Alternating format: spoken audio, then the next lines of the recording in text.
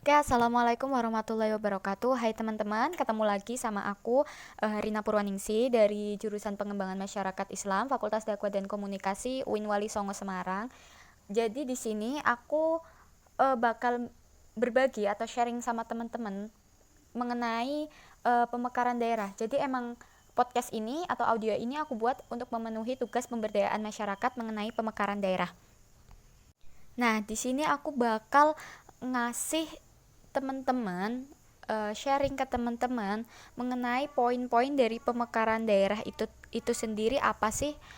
Di sini aku nggak mau muluk-muluk, langsung aja ke konsep pemekaran daerah. Jadi pemekaran daerah itu sebenarnya apa sih?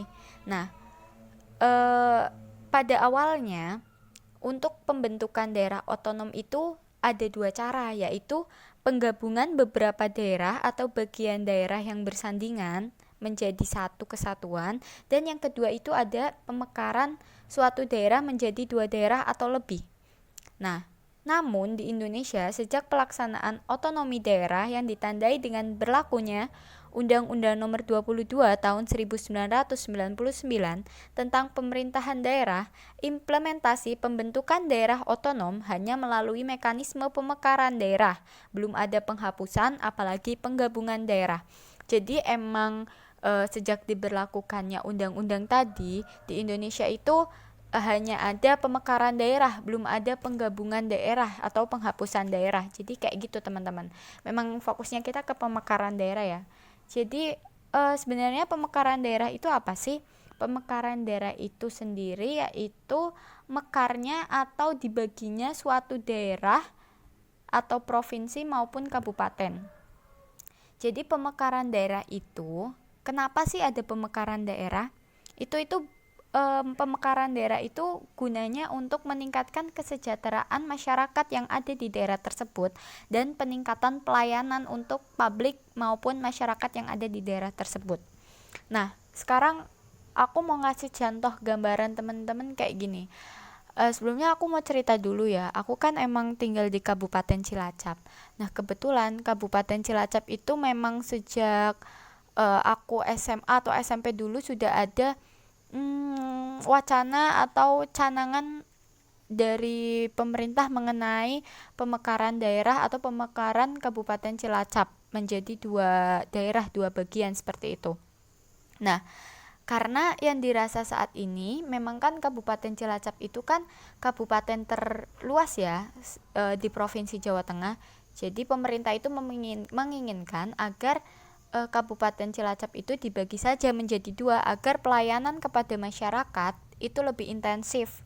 Jadi kesejahteraannya pun merata. Jadi kayak di Kabupaten Cilacap itu sendiri kayak yang bagian barat itu seperti Kecamatan Daya Luhur, Patimuan, Majenang dan sebagainya. Yang daerah baratan itu kan memang lebih lebih dekat sama Provinsi Jawa Barat atau berbatasan dengan Kabupaten Tasikmalaya dan Ciamis kalau nggak salah kayak gitu. Jadi yang daerah baratan itu lebih sering perginya itu malah ke Provinsi Jawa Barat, ke daerah yang memang lebih dekat dari mereka loh. Jadi mereka itu jarang ke Cilacap kota karena jauh seperti itu, karena memang wilayahnya luas seperti itu. Nah, makanya ada wacana mengenai pemekaran daerah seperti itu. Nah, gunanya ya seperti itu untuk meningkatkan kesejahteraan masyarakat maupun peningkatan pelayanan.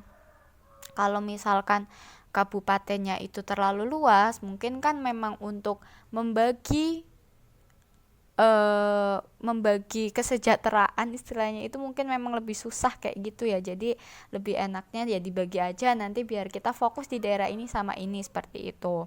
Nah, tetapi di balik pemekaran daerah tersebut itu tuh pasti kan ada konsekuensi ya. Konsekuensi yang pertama dari pemekaran daerah yang pertama yaitu perubahan struktur organisasi pemerintahan. Jelas ya kalau semisal uh, Cilacap contoh jadi dibagi dua, pasti kan nanti bakal ada bupatinya lagi, bupati untuk Cilacap Barat dan bupati untuk yang di Cilacap itu sendiri seperti itu. Pasti kan ada perubahan struktur organisasi di pemerintahan itu tersebut.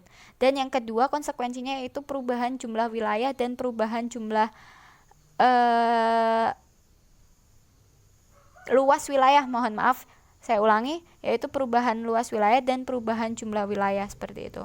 Iyalah jelas yang misal awalnya berapa luasnya ketika dibagi jelas berubah ya luas wilayah sama jumlah wilayahnya seperti itu. Nah, tetapi di balik pemekaran daerah itu sebenarnya juga ada beberapa masalah ya, kayak dari contoh sekarang ada Kabupaten Banyumas, kalau nggak salah itu juga sedang dicanangkan mengenai pemekaran daerah. Tapi di situ kan pasti ada wacana tentang jangan-jangan pemekaran daerah itu cuma buat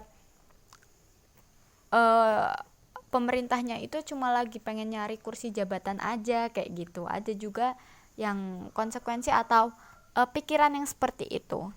Nah, tapi memang pemekaran daerah itu sendiri sebenarnya untuk meningkatkan kesejahteraan dan peningkatan pelayanan publik seperti itu. Tapi dibalik itu semua ya mungkin saja bisa jadi seperti itu karena pemerintah rebutan kursi kekuasaan, terus ya mungkin enaknya itu ya udah daerahnya itu dibagi dua aja. Itu sih kalau menurutku mengenai pemekaran daerah simpel aja kayak gitu aja. Itu poin-poin yang menurutku harus kita pahami mengenai pemekaran daerah, dan kita sebagai pemberdaya masyarakat juga harus jeli ya, karena pemekaran daerah itu menurutku memang bagus, cuman asalkan memang SDM-nya itu sudah mampu untuk melakukan pemekaran is okay. Jangan sampai dengan adanya pemekaran daerah itu malah menjadi suatu daerah itu ketergantungan terhadap pemerintahan pusat. Itu sih yang amat sangat disayangkan kalau misal emang kayak gitu. Intinya kita sebagai seorang pemberdaya harus bisa mengawal pemerintah bagaimana caranya agar memang kesejahteraan itu bisa terbagi dengan adil di suatu daerah seperti itu. Kalau memang konsekuensinya adalah harus pemekaran daerah, ya nggak apa-apa. Tapi jangan sampai ada tujuan atau maksud tertentu yang dipolitisasi seperti itu. Kita pokoknya harus jeli bersama-sama, dan ya kayak gitu aja sih kalau dari aku. Mungkin kalau teman-teman mau ada tambahan atau komen bisa langsung komen aja di audio ini kayak gitu. Ini nggak aku edit ya audio ini, jadi ini emang bener-bener murni aku sekali tag. Jadi mohon maaf kalau ada kesalahan. Aku cuma mau ambil poin-poinnya aja di situ. Oke, sekian dari aku Rina Purwaningsi. NIM-ku 1801046018. Teruntuk guru dosen mata kuliah pemberdayaan masyarakat Pak Nur Hamid. Ya kayak gini Pak, saya tentang pemekaran daerah, poin-poin yang saya pahami seperti ini. Monggo kita diskusikan bersama teman-teman PMIA khususnya. Oke, sekian dari saya, kurang lebihnya mohon maaf. Wassalamualaikum warahmatullahi wabarakatuh.